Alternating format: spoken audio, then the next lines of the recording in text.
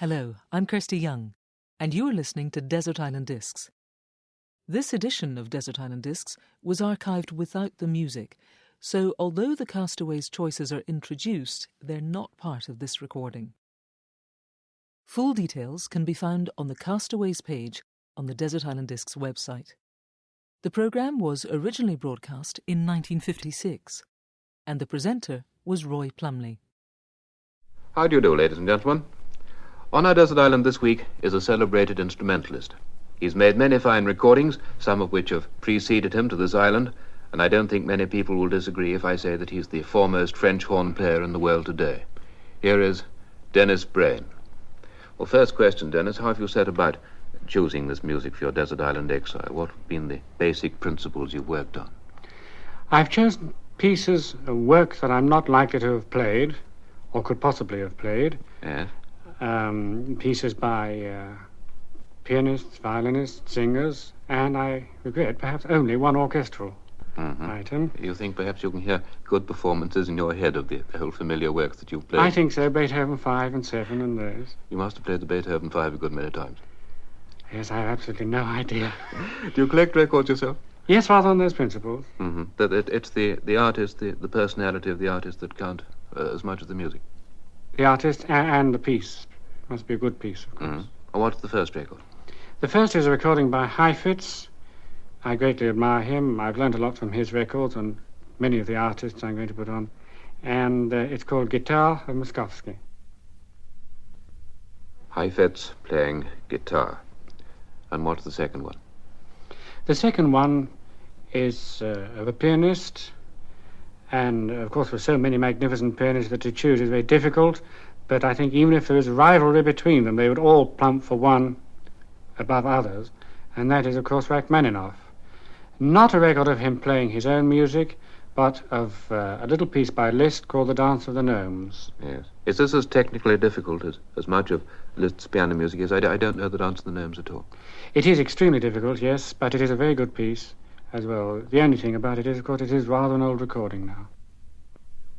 Going back to the beginning of your career, Denis, coming from a musical family, as you do, with your father, the foremost horn player in the country of his day, was it a foregone conclusion that you would be a musician?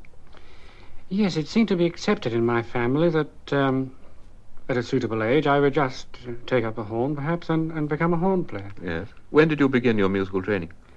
I started when I was about 7 or 8. My mother was wise enough not to teach me the piano herself, but sent me to the local piano teacher who was very good. And when I was about 14, my father thought, I suppose, that perhaps it's about time he did something with the instrument, and very tactfully came up to me one day and said, I found an old instrument. Would you like just to see what you can do on it? Yeah. And so I did, and I've been going ever since. Had you ever tried to play the horn before? Had you ever tried your father's instrument? Apparently he put it to my lips when I was 3, and I'm supposed to have blown a perfect note, but I don't remember it. Then my brother does. And when he gave it to you, you took to it immediately? Yes. Well, let's have another record. What's number 3? Third is Frank Sinatra, You Go to My Head, which is also one of my wife's favourites. Your family favourite, Frank Sinatra, singing You Go to My Head. Well, Denis, at the age of 14, you took up playing the French horn. What was your first professional engagement? My first engagement was when the Bush Chamber Players came over to this country in 1938 to do their Bach series of Brandenburg concertos in the Queen's Hall, and they engaged my father, naturally, as first horn, and asked him to get a second. Well, he decided to take the risk and engaged me.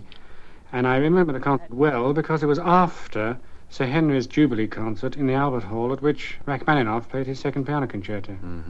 And after that, what happened? Did you join a permanent orchestra? After that, of course, came the war. I joined the Aria Central Band. Yes. Did that mean playing military band music all the time, or did you sometimes get together with the string orchestra to play orchestral music? Our CO, Wing Commander O'Donnell, was able to get permission to retain at Uxbridge, which was the band's headquarters, about 20 or so string players. And with the certain members of the military band, the wind players, he formed an orchestra, which then gave concerts, toured the Aria stations and so on in Britain, and even broadcast. Yes. And you travelled all over the British Isles? All over the British Isles, and to America in an exchange with an American Air Force band, which came to England on a sort of war bonds drive. Yes. Well, since then, as a soloist and with various orchestras, you've travelled, pretty well all over the world, haven't you? Yes, including Europe, not Russia, and not Australia yet. Oh, those are still to come, we hope. I hope so. Well, after the war, what? After the war, the Philharmonia Orchestra was formed, which I joined, and shortly after that, the Royal Philharmonic Orchestra, which I also joined. At the same time? Yes, and then, of course, work got much too much in both orchestras, and I had to choose between one or the other, and I chose the Philharmonia. Yes. I think for a reason that I wouldn't like to say which is the better orchestra, but Of course not. the Philharmonia was inclined to interfere less, perhaps, in solo engagements than the other. Yes. Well, what about another record? My next record, of course, is my orchestral record. The Philharmonia? No, I'm afraid not. It's the New York Philharmonic Orchestra, in a work by Richard Strauss, or part of the work, A Hero's Life, the battle scene. Richard Strauss, of course, being perhaps the most colourful writer for the orchestra. And it's conducted by Mengelberg, to whom Richard Strauss dedicated the work. Being a musical ignoramus, Dennis, I'd like to know something about this instrument, the French horn. It has all those frightening coils, something I've always wondered. How long would it be if it was all straightened out? That's a question I do get asked. It would be anything from about 6 feet to 16, or perhaps a little more or less according to the type of instrument. Yes. It was originally a hunting horn without any valves, on which you could only play a certain series of notes, rather like the bugle, and perhaps a few more. Then, of course, valves were added, which gave you a complete chromatic range. And now, of course, we even get 5 or 6 valve instruments. Yes. When you choose an instrument, when you choose a French horn, do you choose, as for example, when you choose a violin, you choose an old and mellow one, and when you choose a harp, as Sidonie Goossens told us some time back on this program, a new one is best. When you're choosing a French horn, what do you go for? One goes for compromise. One tries to get an instrument which is made out of mellow brass, rather than the sort of brass you associate with a saucepan. But Yes. on the other hand, one wants to get an instrument made by modern techniques and with modern valves, because valves do wear. Mm-hmm. As a soloist, you've recorded a number of horn concertos by Mozart and Haydn and so on, and also a number of solo works. Is there a large repertoire for the French horn? The repertoire, unfortunately, is rather small compared with that of the violin or the piano.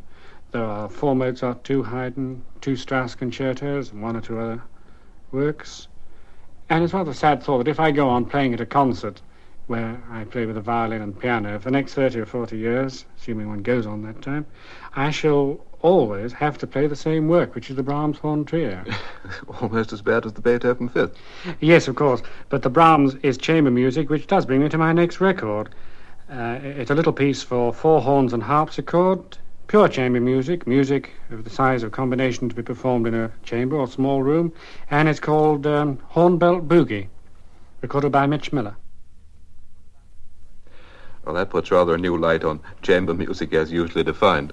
Dennis, do you play that sort of music yourself?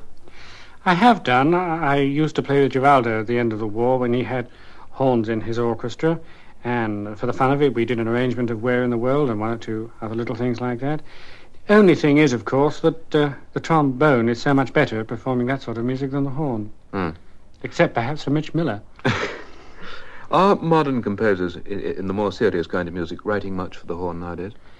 I think there are many continental and American composers, and of course in England there's Gordon Bryan and Gordon Jacob who've written concertos, and Humphrey Sillin and Elizabeth Lutyens. And perhaps the biggest work to come along in the last 20 years is the Serenade of Benjamin Britten, written for tenor voice, horn and strings. And that, of course, brings me automatically to the next record, which is the only English record I'm putting on, English in every sense. It's an English folk song played by English artists. It's Sally Gardens, arranged by Benjamin Britten, sung by Peter Pears, accompanied by Benjamin Britten. Well, now comes the question that must be asked. How well do you think you're equipped for a desert island existence, Dennis? Are you a handyman?